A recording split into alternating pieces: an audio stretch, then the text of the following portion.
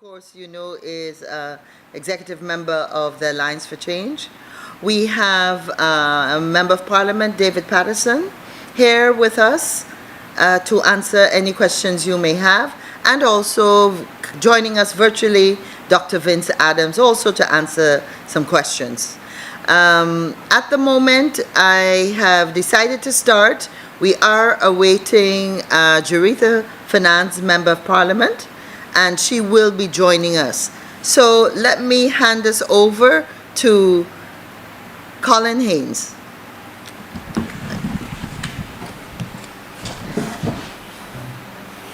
Hello, everyone. Today I'll be talking about the 10,000 Universal Health Grant. The 10,000 Universal Health Grant shows the minister's uncaring approach. Guyana is facing an unprecedented health crisis of proportions. So chronic disease and mental health affords for almost 70% of all deaths. So we have currently the top 10 deaths are afforded by chronic disease and mental health.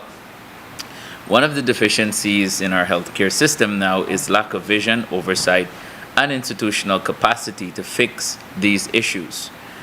In a recent budget presentation and debates, it was clear that the Minister of Health was out of depth in his ability to solve our country's healthcare problems. We are in support of cash grants. As you know, as the opposition, we were actually the first people to say that we are in support of a cash grant. We believe that monies that are earned by the people or giving to our national patrimony should reach in the people's pocket.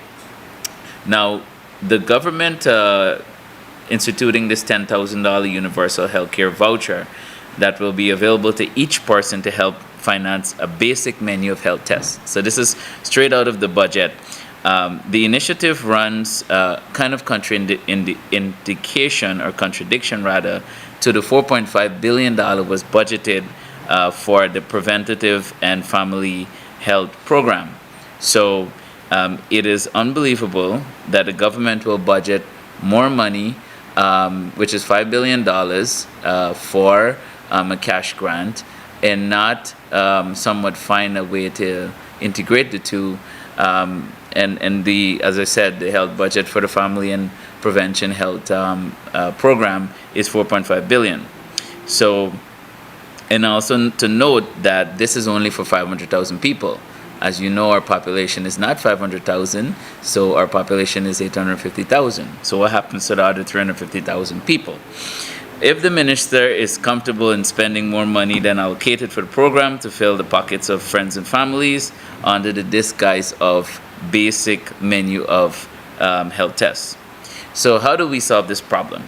In response to this misguided approach, the AFC is advocating for a comprehensive overhaul of Guyana's healthcare.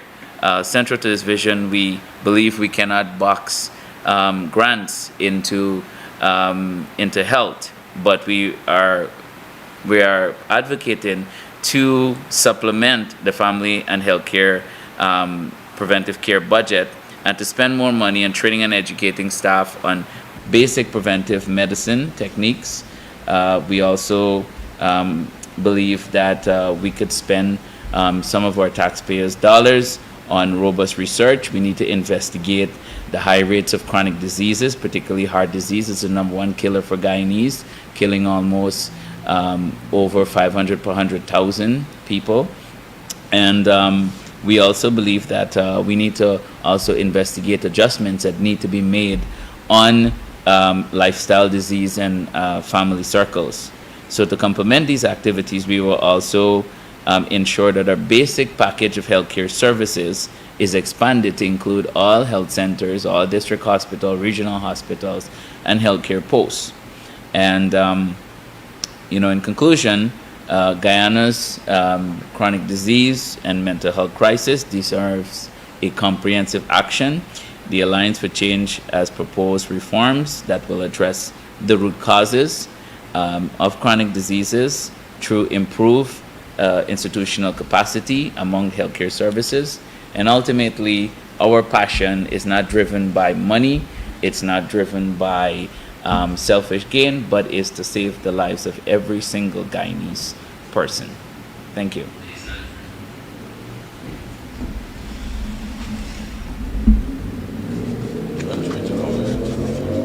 Thank you very much, Colin.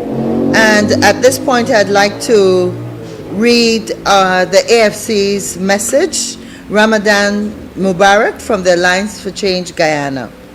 As the blessed month of Ramadan begins, the Alliance for Change extends warm greetings to our Muslim brothers and sisters across Guyana.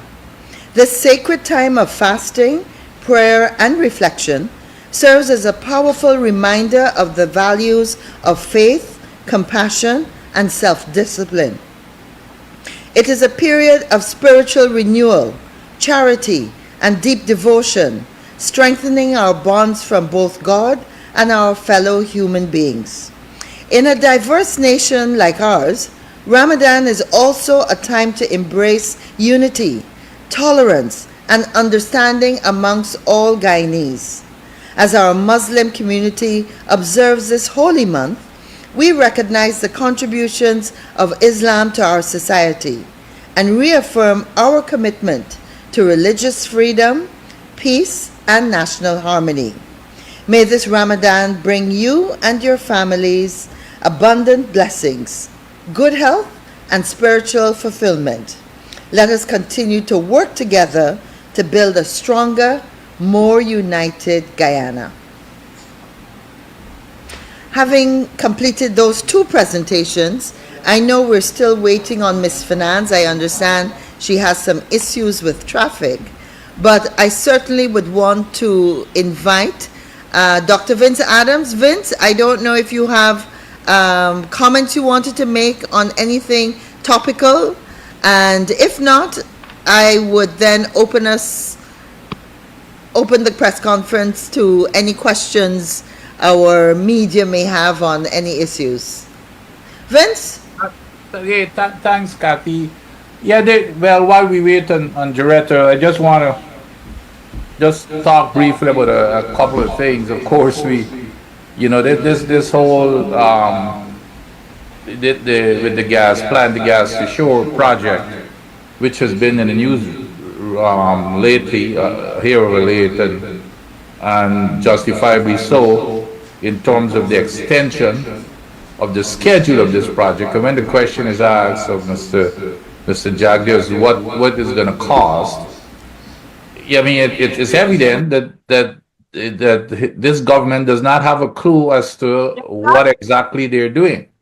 There was no planning. It's obvious now. I don't think people needs any more evidence anymore to see that there was no planning for this project.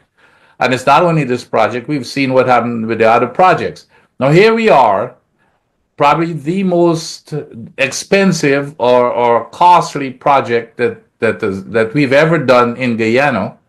The cost, and David knows the cost better than I do, that has gone from less than a billion, I think, to now who knows how much more it's going to cost. And especially when you see some language. There was the language, it was kind of funny. The language says there's now enhanced protocol have been implemented to allow for accelerated progress. That simply translates into more cost, maybe for overtime, for more staff, bringing in more technical people to look at the project. You've got to pay you're paying more for your services because now you need those services urgently. So now you're going to have to pay more than you normally have to pay. So who knows where this project is going to end up? And in the meantime, you've got a pipeline sitting there waiting for how long now? Over a year or something. And but they need to come clean and tell us exactly what this project is going to cost. This is not the government project. This is the people's project. That the way the people is spending money, because obviously it's our money. We're taking loans, and so it's the people's money. We need to know what the facts are. This government needs to be transparent. So it's a disaster now. We cannot even handle what we're having, And then suddenly here's a declaration that there will be another gas to show project. I mean, it's getting really, really outrageous as to what's going on here with this government. They can't even handle this one that we're dealing with, and then we want to go out and talk about doing a similar type of project. And then the vice president up to yesterday, which is what he always does, instead of taking responsibility as a leader, he's blaming everything, the falling down of lantern posts and everything else, on the engineers. The engineers work for you, Mr. Vice President, and the buck stops at your desk. So don't blame it on them. You're the leader. You should be held accountable, and stop putting it off like you always do, blaming it on someone else when you're the person who are, you take control of everything that you don't know anything about, and now you want to blame it on everybody else when you're at fault. Adams, and let me open members of the media may have on any issues. Actually, I should just remind you, please identify yourself for our record, and of course the organization you represent. Thank you. Spatlala Marshall from News Source. Dr. Adams, what would you recommend with regards to the gas to energy project? We see, according to government, the project is advancing, and there are plans to initiate a second project. Would you say hold up on the second project, or what could be done to salvage the situation? That's the question. Well, first of all, in order for me or anyone, it's not about me, I'll by let the way. Vince speak first. Yeah. Vince? Yeah. You hear me? You hear me? Please You hear me? You hear me, Kathy? You guys hear me? Yes, we are, Vince. Okay, good. No, it's not about what I think. It's for any project, you've got to follow a process. And the problem is this government has gone down a process that is almost impossible to turn it back. The first thing that was called for, that was required by the PSA, I'm going to repeat this because we've been repeating this over and over. The PSA in section 12 of that PSA required a feasibility study to be done for any use of that gas. There was no feasibility study. The only study you hear about, it was a no-brainer that came from the vice president. That is why we're in this dilemma. We went ahead, now we find out that the soil is bad. If you had done a feasibility study and you'd looked at because that's what a feasibility study does. It looks at the engineering aspect of it. It looks at the environmental aspect of it. It looks at the emergency response aspect of it. It looked at the economics of it. That was never done. That is why it's this no-brainer approach that has put us into this dilemma. As to what I would do, if I take over today, if I had my judges and I took over today, I would say, hey, we've got to have a hands down and have a review of everything that is going on to make sure that we know how to proceed. The rest, this year is gonna have a domino effect as we move forward. These things are just gonna escalate, and it's gonna build upon problem is gonna compound, which is exactly what's going on. We do not know when this project is really gonna end. It was supposed to have been ended or completed last year or whenever. Now we're hoping that it will finish at the end of this year. But no, I mean at the end of when was it? He said it. I think it's next year. So nobody knows. So in terms of what I would do, definitely I would hold off until, as a matter of fact, the people need to be involved, need to have an input on this second project before we even get into putting it on paper and getting it approved. Because we've seen what has happened in the first project, but definitely the second project needs to be on hold but there should be some kind of review of the issues in this project in terms of how do you go and correct the problems to move forward. Thank you very much for the question. Just allow me to add my bit. On the 31st of January, the country would know that the first of the two claims against the government on this project was given out. The government was given 28 days. Coincidentally, today is the 28th day. The government's statement is that they would consult with Exxon and their partners to see on the route forward. We've heard absolutely nothing, so which is a clear indication, as we've all been saying, and if you listen to our press conferences, that when there's claims that early, 95% of the time the client loses and the contractor wins. So added on to every single thing now, you note how there's a $50 million claim, plus there's one which is being arbitrated at the moment. Vince is absolutely correct. The whole premise of this project has been erroneous. The government started off by saying that it would cost $810 million US, completed in 2 years. Neither have been true. They've started off saying that we would get electricity at half the cost. No, they started off by saying that we get electricity at 8 to 10 cents, if you could remember when they started it. They jumped to 15 cents last year, and they're now saying a significant reduction of in electricity bill. They've stopped putting a number to it, and that's all signs that their maths and their whole study is off. I wanted the nation to remember we've been through this before with this particular government. In 2009, they came to the country with much fanfare. I was actually at the opening of the Skeldon Sugar Factory, and I was there when it was announced that this project here is a savior for the sugar industry, and it actually was the killer of the industry, because for years we've been there before. The one laptop per family announcement that it will raise our the internet connectivity, the science and maths grade, the matriculation, and we've seen the end results. We've been there before with the fiber optic cable, when they said that they give free fiber optic, free internet connectivity to every single home because of this new project, and obviously the outcome. This is just a rehash of, this project is unfortunately a rehash of the PPP stewardship in projects beforehand.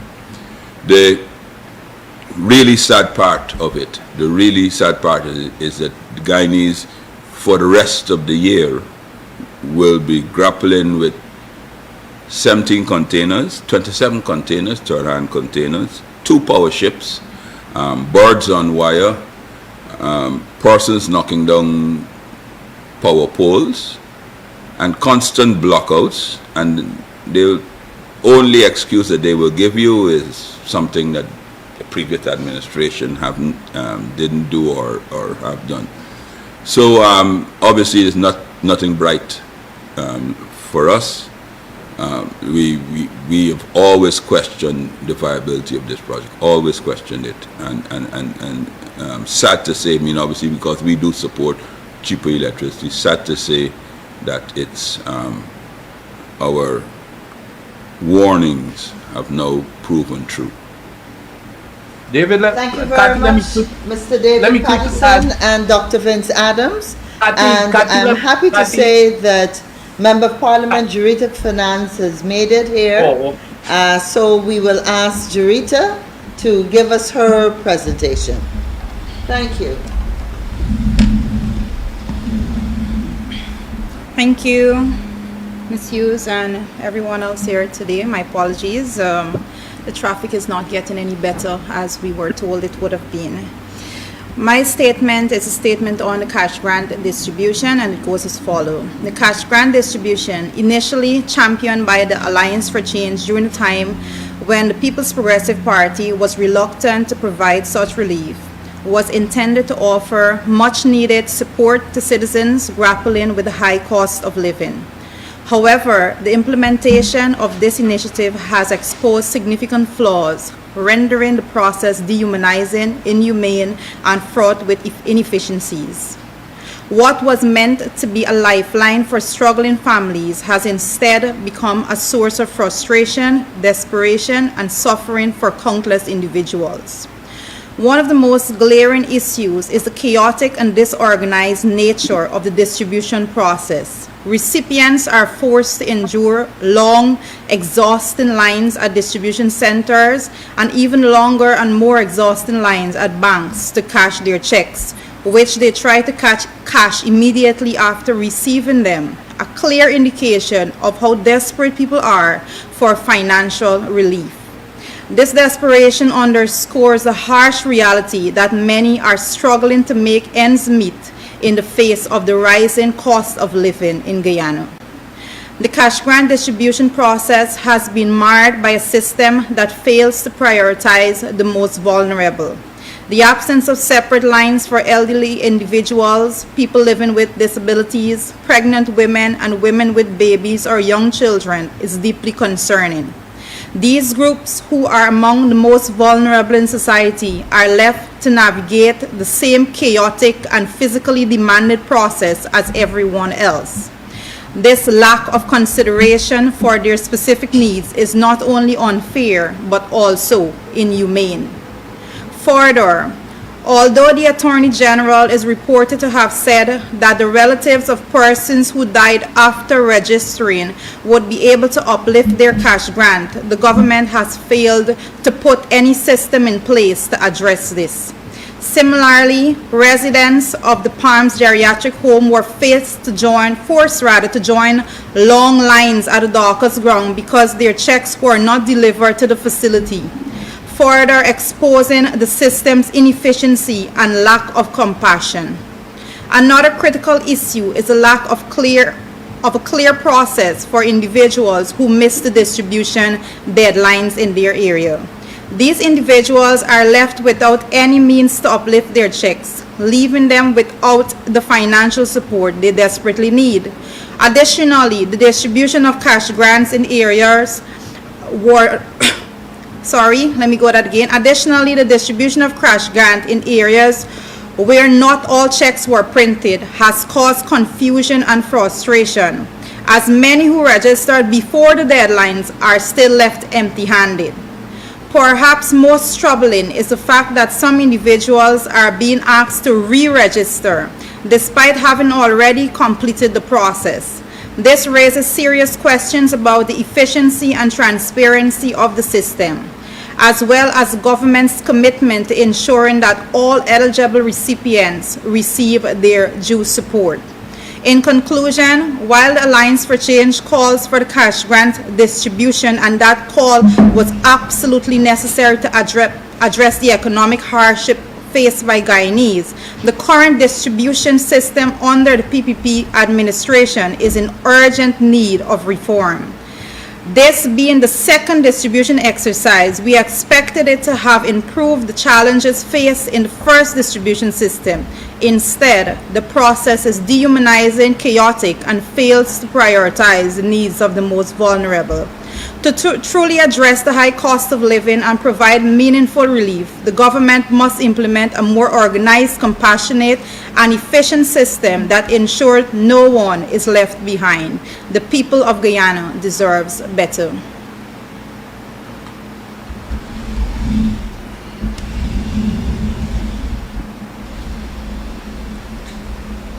Thank you very much, Jarita Finance, Member of Parliament. That is a most unfortunate situation that the citizens of Guyana continue to battle as they try to receive their own money. So now we can go back to the media and your questions.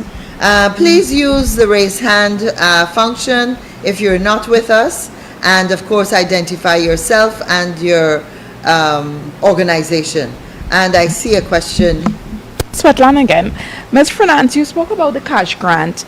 Do you have an idea, has the AFC received information about the number of persons who have been asked to register, and are you concerned that some people who may not be aware that they have to re-register may be very well left out in the cold? Well, thank you for that question, Svetlana. We do not have a number for the amount of persons that were asked to register, and this is because the data to re-register, the data is not forthcoming by the government. What we also don't have is any indication as to how many persons actually uplifted their checks in the different administrative regions.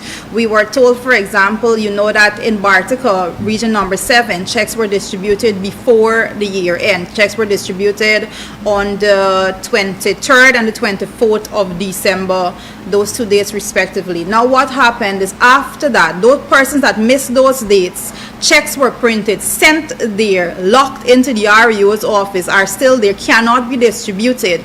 We have no knowledge as to how many persons uplifted checks, how many checks were sent to the area, or any such data being provided to us. What we can also say about that system there is that we were told, and that this is information that I received because I inquired myself, that if the audit office does not have a representative there in the region to oversee the distribution process, those checks cannot be handed out. So although it's there, the persons at the regional admin is willing to facilitate the process of distribution, they cannot go forward with it until the Ministry of Finance gives the okay for the audit office to send a representative there. So there are checks there in Region 7, numerous checks for persons to uplift that cannot uplift it. Persons went there at the RDC office, but they can't uplift it because there's no representative from the audit office. Another situation that they're having there is the fact that there's a lot of persons there that registered. It could have been myself and David Patterson went together. We registered one after the other using the same individual that was doing the registration. My check was printed, but his wasn't. And in such cases, the distribution exercise went ahead for the region, but there are numerous persons that checks were not printed when for that region that the distribution exercise was completed in. So we have all of those situations. Of course, there is absolutely no data, as you're asking, on how many. Another one that we don't have data on is how many persons actually go to uplift their checks and they're being told that someone already collected the check from them. That is another glaring issue. I had a report coming in just a few days ago that a woman went, it was in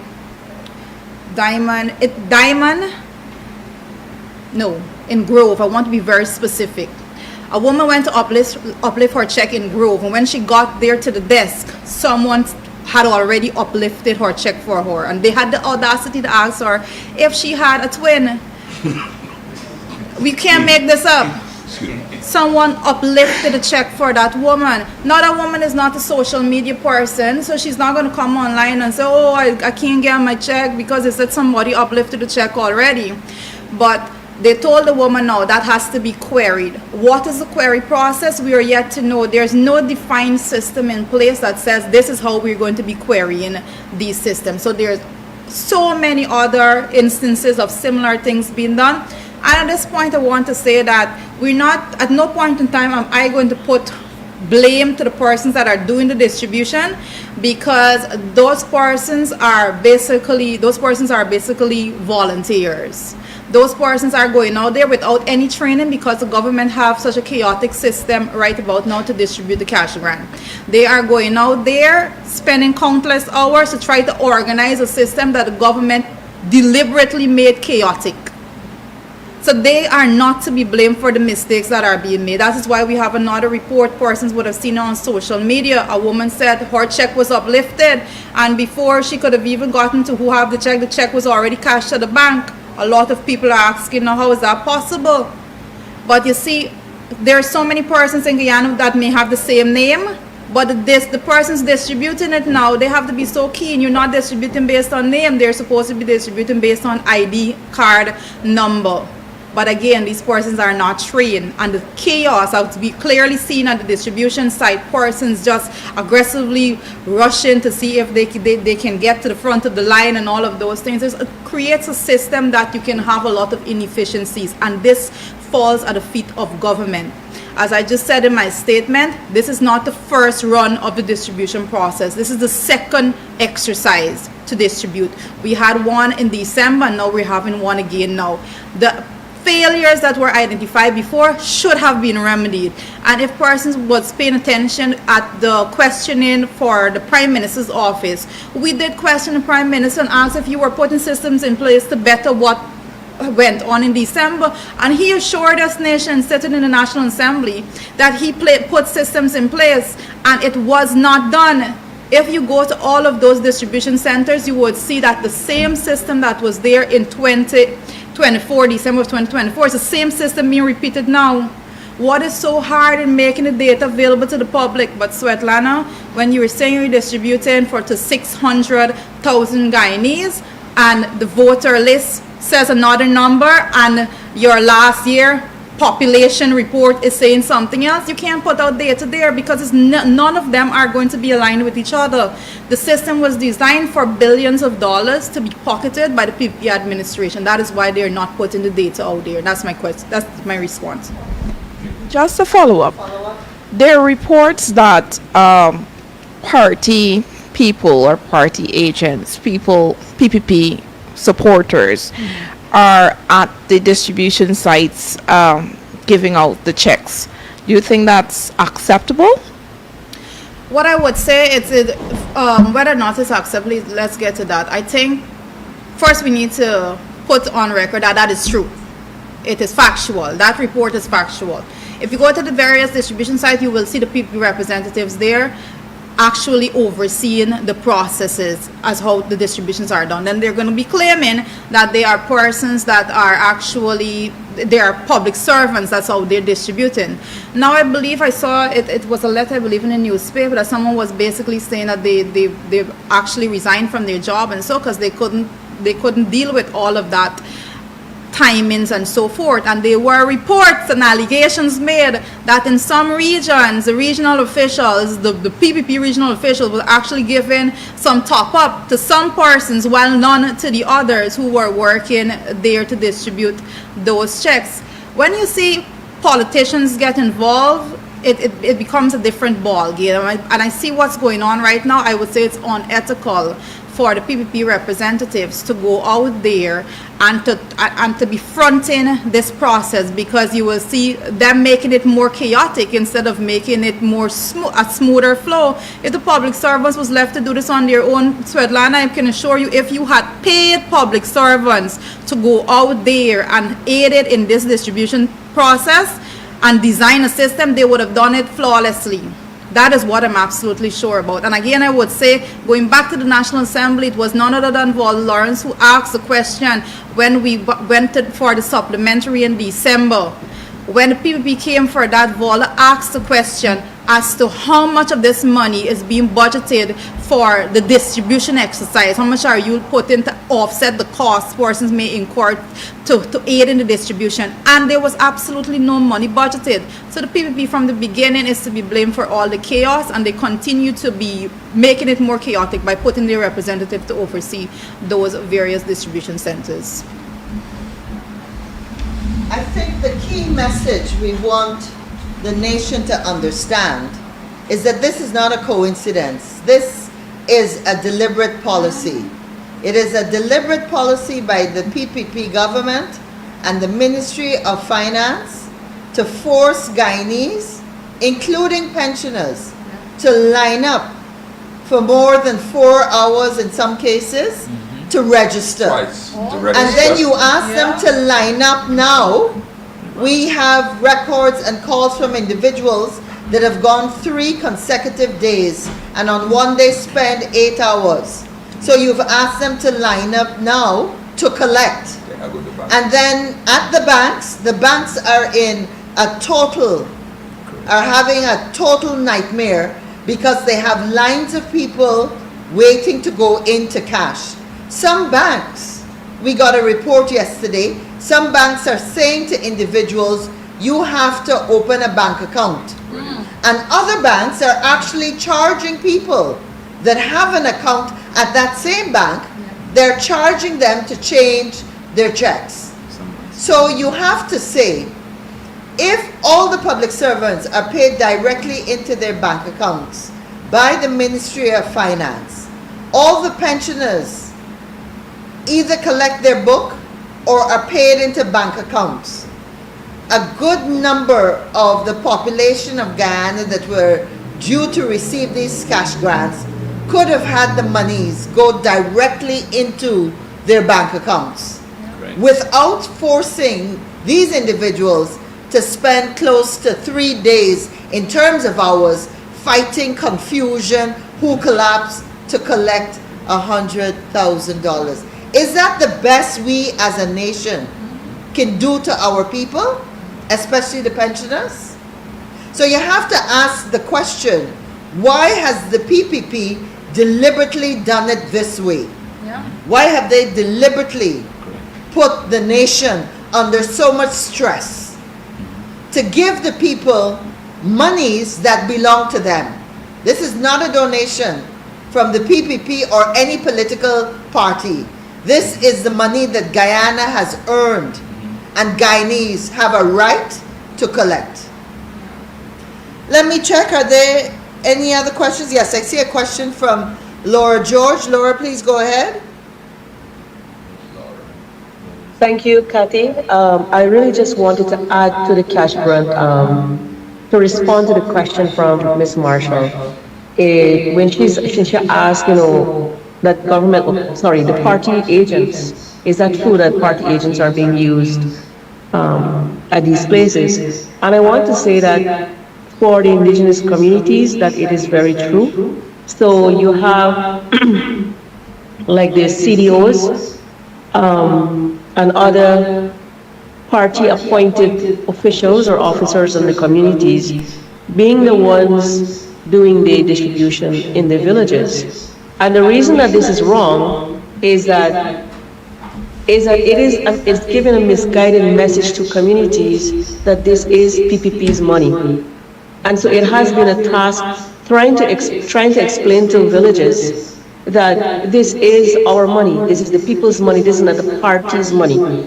And by that as well, it should have been, what this has displayed again is a disrespect the PPP gives out to the village councils, elected officials of the communities, that they do not include them, or they do not give them that opportunity to exercise their right as authority, as elected officials, to do this distribution as the village councils as well. So it takes away from village councils, it undermines governance in the communities, and it portrays this very disrespectful way of saying to the communities that this is PPP's money. So that is a conflict of interest, and is disrespectful to indigenous peoples who do not understand properly that this is our money, that this is their money. And as Kathy rightfully said, they have a right to it. I just wanted to add that part. Yeah, I just wanted to make a short comment. I think my colleagues did a very good job at explaining this. But look, we're a party of solutions. So I don't want, because I know the vice president is going to get onto his songboard next week and criticize. But think about this. Between November and now, it's about 3 months. If we would have said that we can open up the banks about 12 hours a day, 10 to 12 hours a day, and we allow for everyone in Guyana, wherever you are, to get to the nearest bank and open up a bank account. It doesn't have to be a bank account where you can withdraw, put in money, just a repository account, right? And so within those 3 months, you get the whole country. If you have a bank account, that's fine. Most people have a bank account. If they didn't have a bank account, you can open up a bank account, a repository account, maybe 1 or 2 forms of identification. And then the next 3 months, we've got to spend on depositing it, and so it makes it more efficient for people to access it. I went to the bank yesterday. I collected my cash grant. It's amazing. It's devastating that in the 21st century, with all the banking technology we have and banks we have, at 2 o'clock the line is outside the door all the way up to the teller for people to collect their money.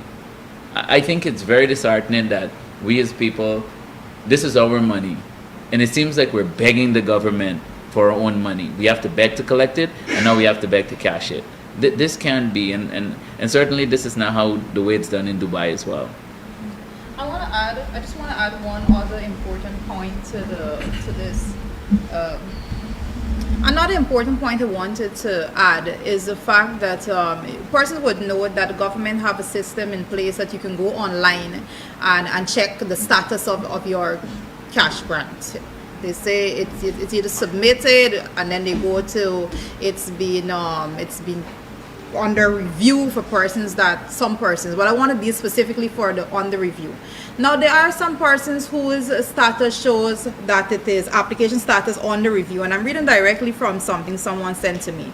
And the review detail says no record found in OLE, and I have a concern on that, because the last information and the current information that GCom has out there is RLE, it's a revised list of electors. Because person will know GCom, it actually provides a PLE, the preliminary list of electors, and you go to a revised list of electors.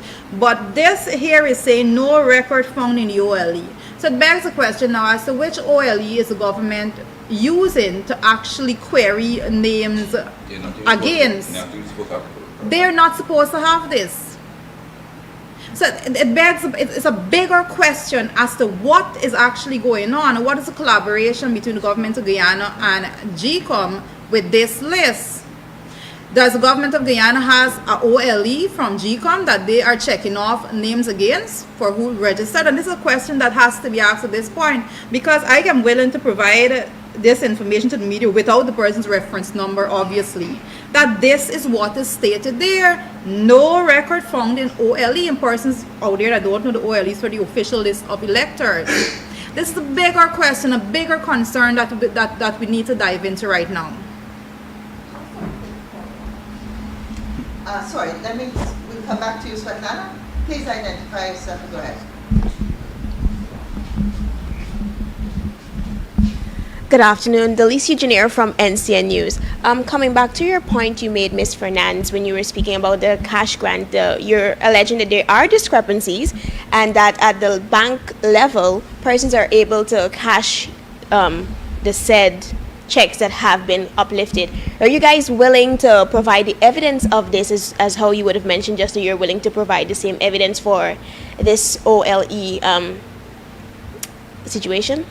If I'm unclear as to which evidence you're asking for. You said that there are discrepancies with the cash grant distribution where persons are able to uplift other persons' checks and it's being seen when they go to uplift it. And you stated earlier that it was actually cash. Do you guys have this evidence, and are you willing to put this forward? Because then it would mean that the Alliance for Change is alleging that the bank system is also involved in these discrepancies. Let me say this very clearly. Let me say this very clearly. I spoke about discrepancies, and if persons could just rewind a little, they'll see. I spoke about someone making it public on social media. The woman went public herself, and she said that when she got to collect her check, the check was already uplifted, and then she found out it was already cashed at the bank. I also said that when you have a system that is not structured and functional as one is supposed to be in such cases, it opens the door for mistakes to be made. Human error can be made tremendously when you have large quantities of persons saturating an area with a few people that are left to distribute these things. I also said, and I think that the reporter is asking the question, and it's an important question, all questions are important. If you actually understand the process, you would know how persons can make this mistake. And I understand this process because, as Ms. Laura George has pointed out, they want to make it as though they're using their representatives to distribute it because they want persons to feel like, oh, this is the PPP government giving you money. But I'm a representative from Region 7, so when the distribution was being done in Region 7, I made myself very front-end, and I went and I aided in the distribution process myself. So I understand it very keenly. And I understand how persons can make a mistake. Because if you are distributing based on a name, you can make a mistake as against going through distributing based on a ID card number. And if somebody goes to the bank, we just spoke about the long lines at the bank. We just spoke about that. If you're going to the bank and the banks are saturated, filled to capacity, no additional tellers being hired to put on staff for those days, limited tellers to serve those persons. They're being asked to rush to make sure that the bank is cleared. Human error could be made. This is not a willful process. But I wanted to add, since that was just asked, I wanted to add a notice I saw from the bank coming out. I think it was from the GBTI Bank. It says, dear valued customers, at GBTI, we are committed to providing efficient and secure banking services to all our customers. As a gentle reminder, please note that we do not accept third-party cash grant checks for encashment or deposits. You know why GBTI is doing this? Because GBTI sees the confusion that this will cause. But I will say further that there may be a lot of persons, business people, that got caught into this a little bit of confusion here. You know why? In Barticle, cash grant was distributed Christmas Eve. The banks closed at 2 p.m. A businessman up there tried his best to aid persons because the distribution went on till 8 p.m. the night. So he tried to aid persons in cashing the check for a cost, of course. I think he was charging $3,000 to cash it. So persons just endorsed the check and he cashed it for them and give them $97,000 as opposed to $100,000. So now, if he was caught in this, that the bank is saying now that, oh, we're not accepting third-party check, this is absolutely insane because there's no process in place. The government of Guyana obviously at no point in time had to sit down with the banks to say this is how it's going to be done and this is what we require you to do. So there was no information going out there into the community. So to answer your questions, the evidence is there in the people themselves. You know, we don't have to, in politics, when people step forward and they speak their truth, it would be not advisable for the government to question the truth that's coming from the people, because this is an election year and I think people needs to be reminded of that. So the last thing that they should want to do is to go out there and say that the voters in Guyana are lying when they come forward and say these are the challenges and these are the frustrations that we are facing when we are trying to cash these checks or when we're trying to uplift these checks. Thank you. Hey, Kathy.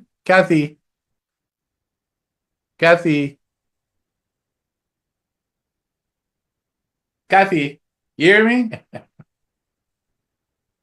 Make your point, Vince. Okay, good. Yeah, I wasn't sure. No, I don't know how much more evidence does anybody wants to see by what we're seeing daily with the chaos all over Guyana, with older people. They spend money, take a taxi, go to one place, they tell them their money is not there, they got to go to someplace else. I mean, what more evidence could we see that this here is chaotic from day one? And this is bigger than this. This government, and it's not only about cash grant, we've seen it also in the projects. There are no planning. This government should be labeled a no planning government. That's what it is. From day one, they said it was going to be, you remember, instantaneous.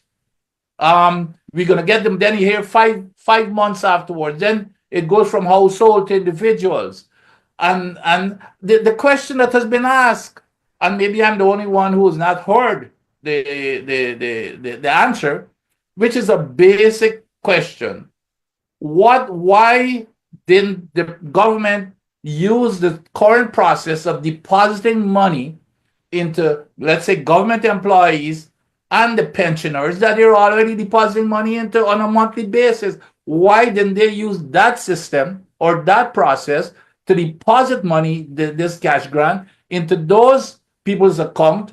And then it would have at least eased some of the chaos, even though it's already an non-planning effort. But nevertheless, we are where we are. That question has not been asked. That's a common sense question, that it would have eased the pain and the confusion on every. It has been costing people money. These old people money. They cannot afford to be traveling from the East Bank to Georgetown and all over the place. They've got to spend money. It's probably costing them more than $100,000 to get $100,000 in terms of of not only the cash in itself, but just the stress and everything that could result in causing impacts to their health. We have a follow-up from Svetlana. Ms. Fernandez, you spoke about the OLE, and I've received at least 2 reports where it's alleged that when persons go to the distribution sites within their communities, they're told that the check is not there, but probably in another community, and in one case, the other community is where the person once lived. Do you think it is as a result of the government consulting the OLE as a form of verification, and how that affects the system? Svetlana, the only way that they have showed so far that they are verifying is against data from GCom. I am saying OLE now because I am reading on their website that they are saying this, the data or the name. Let me read directly what it says. I don't want to misquote. No record found in OLE. This is not me guessing my way. This is what they have provided. They are saying, this is an admittance by the government that they are verifying your registration by a GCom record. And they're also saying apparently they have access to OLE that the rest of the country does not have access to. Because if you check GCom's website, you would all know that we're in the process of RLE, Revised List of Electors. So the government needs to answer that question as to what collaboration was done. Are they using a previous OLE? Because that would bring even more concern. So what's happening with the persons that registered after that in the registration process? That's why you have a preliminary list, a revised list, before you reach to an official list. So what is going on with those persons? Another concern, and Svetlana, we can spend all day talking about the amount of concern. Persons that were married, that had their name changed and so forth, they can't be verified. It's still being queried again because they are not finding their name in this OLE that they're using. So do you think that's a fair system when persons are being asked during the registration process to provide an ID, whether your national identification card or passport, take a photo to confirm that yes, you're a Guyanese, and then now you're being told that your information is not being found or it's not verified, thereby disqualifying you from benefiting from that cash grant? It is not just an unfair process. I think unfair is just a little pat on the wrist for them. It's a system that was designed to disenfranchise many people, and it was done like that because the government refused to. And Colin did make the point that they like to say, oh, well, this is a system we just criticize. I will remind the public that when the PPP came to the National Assembly for the first amount of monies, for the first set of distribution, the opposition made clear points as to how it should be done so that there will not be chaos. It was Amanza Walton Desir that stood up in the National Assembly and she said, we should have it put in persons' bank accounts, and we all had that position. We asked for that to be done, but they wanted to have the photo ops of people going and line up and for them to give them money, and they want that to break the spirit of Guyanese. But again, I'm saying Guyana, we are resilient people. This is 2025 and elections are around the corner. Hopefully. Svetlana, just allow me to speak on to the and we raised this matter, I think Beverly raised this matter about several press conferences ago. Persons were saying that when they went to register originally, that the registration officer scanned the back of their ID card, and a lot more information that is available on GCom's OLE, RLE, PLE came up.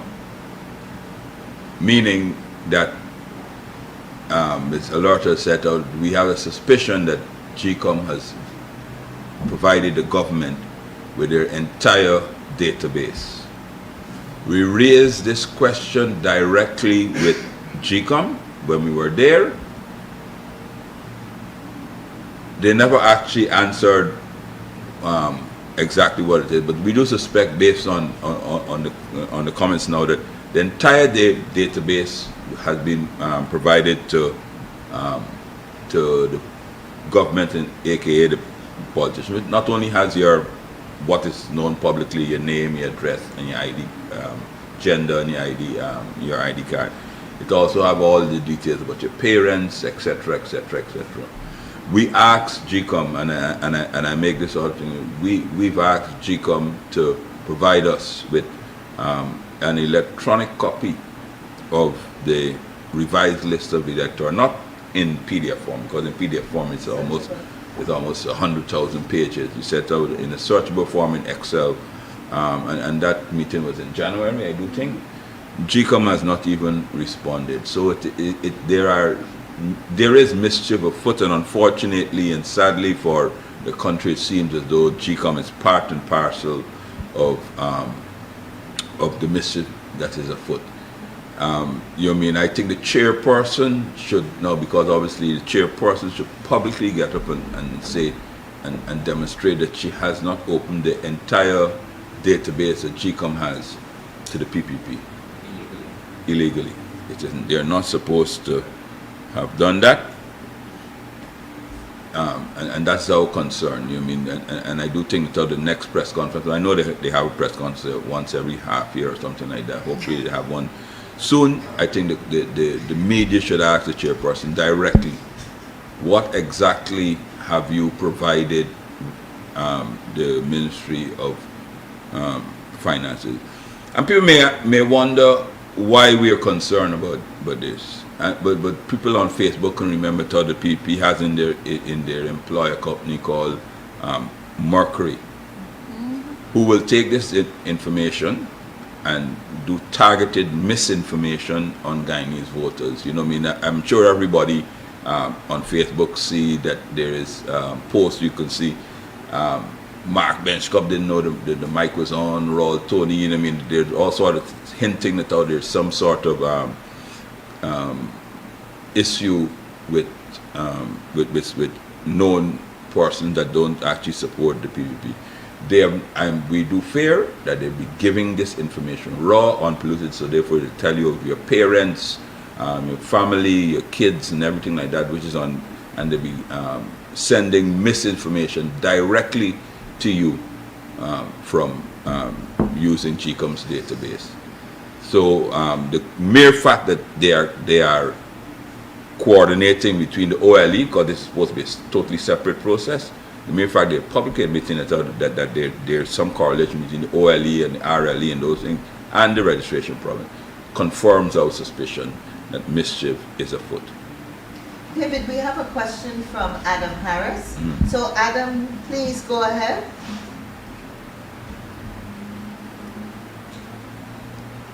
Yeah, sorry. I'm sorry I'm off the cash grant thing. No But problem. Mr. Patterson, sir, there have been a number of projected costs for the gas to energy project. During the coalition time, this project was supposed to have cost just about $1 billion. Last year, the government said it was more than $2 billion. Do you have an idea what the projected final cost is? And could you tell me what is responsible for this incremental increase in the cost of the project? Just 1 second. Let me start from the back going forward. The corrupt PPP. That is the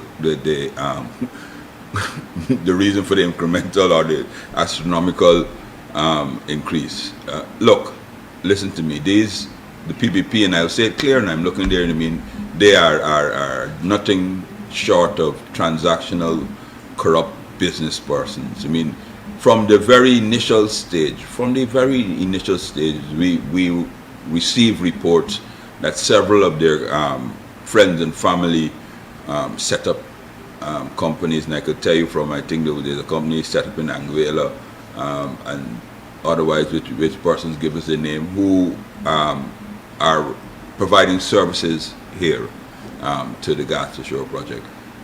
In 2018 to 2020, and I've said this before, Exxon, this is not David Patterson, this is not APNU, Exxon, in writing, and I've shared this so many times in public, provided the government of Guyana, didn't provide the Ministry of Public, the government of Guyana, a firm projection cost to bring gas to shore. And that was landed on shore. It was 380 million Guyana dollars for the exact same pipeline, 12 inches with 1 inch thick diameter thickness. The only thing that have changed with Exxon is that the location has changed. Fair enough, they've gone inland and the government has changed. But let me tell you something, Adam, and which you probably know. And Exxon, there's a young man called Joel Bagwandin, I think, who publicly wrote that he was in a company employed by Exxon, and Exxon was paying that company to lobby the government not to go ahead with the gas to shore project. And that's in the public domain, because I think after Exxon initially in 2020 was going to pay build a project for $384 million, and then the PPP come in and said that was now $1 billion.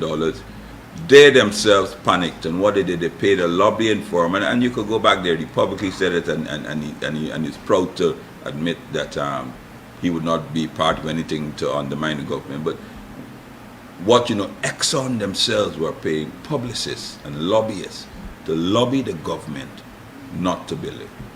Then, of course, the government forced their hands, so therefore they went from $380 million to $1 billion. On top of that, the gas pipe, the gas plant went from $275 million in March of 2021 to the contract sum which they awarded there, $800 something million. All the other sources, so the price is now north of $2.5 billion. The only, and amazingly, Adam, and this is a lesson for the young students that study in economics, GT, you would know, that when you started off a project at 810 and you projected you'd have a final price of 10 cents, 4 cents, and those things.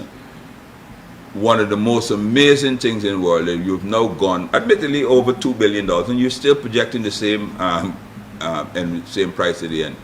That's not only voodoo economics. I mean, if they can achieve that, they can rewrite the laws of economics. If you could triple the cost of the production cost, your operational and construction cost, and still maintain the same end result, is almost amazing. But they want us to believe that, just like how they want us to believe it that we'll be crossing over a fixed bridge, Harbor Bridge, sometime this year. You know what I mean? I'm waiting patiently for the drop dead. I'm saying this, and the countdown has just started countdown on our page. The August the 31st is the drop dead date. A lot of people are going to die on that date, unfortunately. Very, very sad. I know none in the lines will change, because we're sure that it's not. We're not putting our lives on the bishop's drop dead date to try and let him resuscitate us. But we're waiting. So, Adam, nothing.